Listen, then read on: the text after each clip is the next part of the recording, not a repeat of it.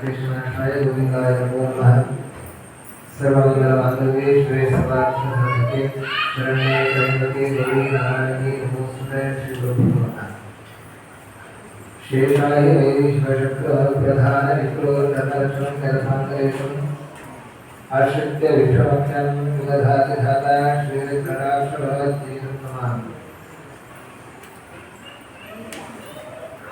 ಈ ಜಗತ್ತಿನ ಸೃಷ್ಟಿಯನ್ನ ಮಾಡುವನು ಮೊದಲಿಗೆ ಇಡೀ ಜಗತ್ತಿನ ಬ್ರಹ್ಮಾಂಡವನ್ನು ಸೃಷ್ಟಿ ಮಾಡುವನು ನಾರಾಯಣ. ತದನಂತರ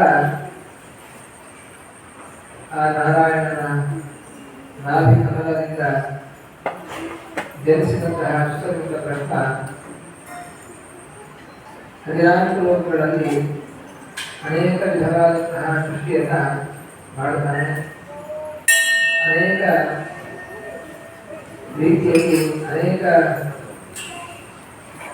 ದೇವತೆಗಳು, ಋಷಿಗಳು, ಯಕ್ಷರು, ಗಂಧರ್ವರು, ಕಿನ್ನರರು ಮತ್ತೆ ಅನೇಕ ವಿಧವಾದಂತಹ ಕೀಟಗಳು ಈ ರೀತಿಯಾದಂತಹ ಜಗತ್ತಿನ ಸೃಷ್ಟಿಯನ್ನ ಮಾಡ್ತಾನೆ. ಆ ಸುಸರ್ಮಿತ ಬ್ರಹ್ಮ ದೇವತೆಗಳ ಸೃಷ್ಟಿಯೂ ಆಗಿರ್ಬೋದು, ಇಡೀ ಜಗತ್ತಿನ ಎಲ್ಲ ರೀತಿಯ ಸೃಷ್ಟಿಯನ್ನು ಕೂಡ ಮಾಡುವಂಥದ್ದು ಯಾವ್ಯಾವ ದೇವತೆಗಳು ಅಂತೇಳಿ ಅದನ್ನ ಉಲ್ಲೇಖ ಮಾಡ್ತಾ ಆ ಸೃಷ್ಟಿಯನ್ನ ಹೇಗೆ ಮಾಡ್ತಾನೆ ಎಂದು ತಿಳಿಸ್ತಾರೆ. ಶೇಷ ಅಹಿವೈ, ಅಹಿ ಅಂತ ಹೇಳಿದ್ರೆ ಸರ್ಪ, ಗರುಡ. ಅದರ ವೈರಿ ಆದನು ಗರುಡ. ಅಹಿವೈರಿ ಅಂತ ಹೇಳಿದ್ರೆ ಗರುಡ. ಶೇಷಾಹಿ ವೈರಿ ಶಿವ, ರುದ್ರ. ಶಕ್ರ ಅಂತ ಹೇಳಿದ್ರೆ ಇಂದ್ರ. ಶಿವಶಕ್ರ ಮನುಪ್ರಧಾನ. ಮನು ಅಂತ ಹೇಳಿದ್ರೆ 14 ಮನ್ವಂತರಗಳಿಗೆ ಒಂದೊಂದು ಅಧಿಪತಿಗಳು. ಹಾಗೆ ಎಲ್ಲ ಮನ್ವಂತರಗಳ ಅಧಿಪತಿಗಳನ್ನು ಕೂಡ ಅಲ್ಲಿ ಉಲ್ಲೇಖ ಮಾಡಿರುವಂಥದ್ದು. ಮನು ಇವರೇ ಮೊದಲಾದಂತಹ ಎಲ್ಲ ದೇವತೆಗಳಿದ್ದಾರೆ. ಅವರ ಸೃಷ್ಟಿ ಅನ್ನುವಂಥದ್ದು, ಇಡೀ ಜಗತ್ತಿನ ಸೃಷ್ಟಿ ಅನ್ನುವಂಥದ್ದು ಚಿತ್ರಮುಖ ಬ್ರಹ್ಮ ಲಕ್ಷ್ಮೀದೇವಿಯ ಅನುಗ್ರಹವನ್ನು ಪಡೆದುಕೊಂಡು ಅವಳ ಕರುಣೆಯಿಂದ ಈ ಜಗತ್ತನ್ನು ಸೃಷ್ಟಿ ಮಾಡ್ತಾನೆ. ಅಂತಹ ಲಕ್ಷ್ಮೀದೇವಿಗೂ ಕೂಡ ಒಡೆಯನಾದಂತಹ ನಾರಾಯಣ ಆ ಲಕ್ಷ್ಮೀದೇವಿಯು ಕೂಡ ಅನುಗ್ರಹವನ್ನು ಮಾಡ್ತಾನೆ ಅಂತ ಹೇಳಿ ತಿಳಿಸ್ತಾ, ಆ ಚಿತ್ರಮುಖ ಬ್ರಹ್ಮ ಒಂದು ಸೃಷ್ಟಿಕರ್ತೃತ್ವ ಅವನಿಗೆ ಇರುವಂಥದ್ದು. ಆ ಸೃಷ್ಟಿಕರ್ತೃತ್ವವನ್ನು ಕೂಡ ಅದನ್ನ ದಯಮಾಡಿದವರು ಲಕ್ಷ್ಮಿ ಅಂತ ಹೇಳಿ ಈ ಪದ್ಯದಲ್ಲಿ ತಿಳಿಸ್ತಾರೆ. ಆ ಲಕ್ಷ್ಮಿಗೂ ಕಾರಣಕರ್ತ ನಾರಾಯಣ ಅಂತ ಹೇಳಿ ಹೀಗೆ ಆ ಪತಿಲಕ್ಷ್ಮಿಯ ಸ್ತುತಿಯನ್ನ ಈ ಪದ್ಯದಲ್ಲಿ ನಮಗೆ ರೂಪಿಸ್ತಾರೆ. ಮುಂದೆ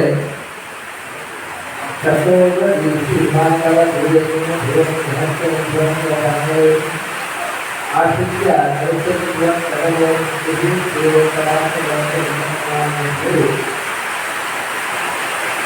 ಸೃಷ್ಟಿಯ ಬಗ್ಗೆ ಸೃಷ್ಟಿಯನ್ನು ಮಾಡುವ ಬ್ರಹ್ಮ ಅವನಿಗೆ ಆ ಶಕ್ತಿಯನ್ನು ಕೊಟ್ಟವರು ಲಕ್ಷ್ಮೀದೇವಿ ಅಂತ ಹೇಳಿ ತಿಳಿಸಿ ಸಂಹಾರವನ್ನು ಮಾಡುವಂಥದ್ದು ಅದು ರುದ್ರದೇವ. ಆ ರುದ್ರದೇವ ಯಾವ ರೀತಿಯಾಗಿ ಆ ಸಂಹಾರವನ್ನು ಮಾಡ್ತಾನೆ ಅಂತ ಹೇಳಿ ತಿಳಿಸ್ತಾನೆ. ಶಕ್ರ, ಇಂದ್ರ, ರುದ್ರ ರೀತಿ ಅಂತ ಹೇಳಿದ್ರೆ ಬಹಳ ಪ್ರಖರವಾದಂತಹ ಚಿತ್ರವುಳ್ಳಂತಹ ಸೂರ್ಯ. ರುದ್ರ ರೀತಿ ಹಿಮಾಕರ. ಹಿಮ ಅಂದರೆ ತಂಪು. ಆ ತಂಪಿನ ಕಿರಣಗಳುಳ್ಳವನು ಯಾರು ಹೇಳಿದ್ರೆ ಅದು ಚಂದ್ರ. ಅದರಿಂದ ಇಂದ್ರ, ಸೂರ್ಯ, ಚಂದ್ರ. ಇನ್ನು ಸೂರ್ಯ ಹೇಳಿದ್ರೆ ಅವರ ಮಗ ಯಾರು ಅಂತ ಹೇಳಿದ್ರೆ ಯಮಧರ್ಮರಾಯ.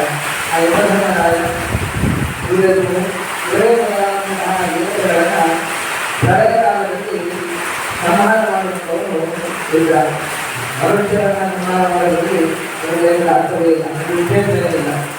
ನಮಗೆ ನಮ್ಮೆಲ್ಲರನ್ನು ಕೂಡ ಮರಣ ಕಾಲದಲ್ಲಿ ನಮ್ಮನ್ನು ಕರೆದುಕೊಂಡು ಹೋಗಿ ಯಮಧರ್ಮರಾಯ ನಮ್ಮ ಪಾಪಪುಣ್ಯಗಳಿಗೆ ಅನುಗುಣವಾಗಿ ಮತ್ತೆ ಸ್ವರ್ಗವೋ ನರಕವೋ ಅಂತ ಹೇಳಿ ಕೊಡ್ತಾನೆ.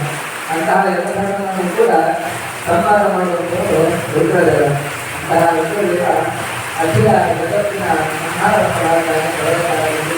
ಅಂತಹ ರುದ್ರದೇವನಿಗೂ ಕೂಡ ಆ ಶಕ್ತಿಯನ್ನು ಪ್ರತಿಯೊಂದು ಮುಟ್ಟಿ ಈ ರೀತಿಯಾದಂತಹ ಆ ರುದ್ರ ಬಾಂಧವ್ಯವನ್ನು ಹೇಗೆ ಮಾಡ್ತಾನೆ ಅಂತ ಹೇಳಿದ್ರೆ ತನ್ನ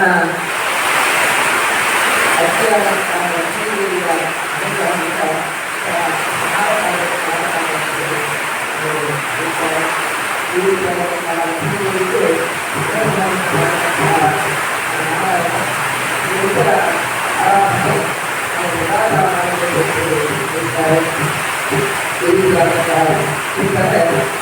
ಲಕ್ಷ್ಮೀ ದೇವಿಯ ನವೀಕರಣ ನಾವು ನಡೆದಾಗ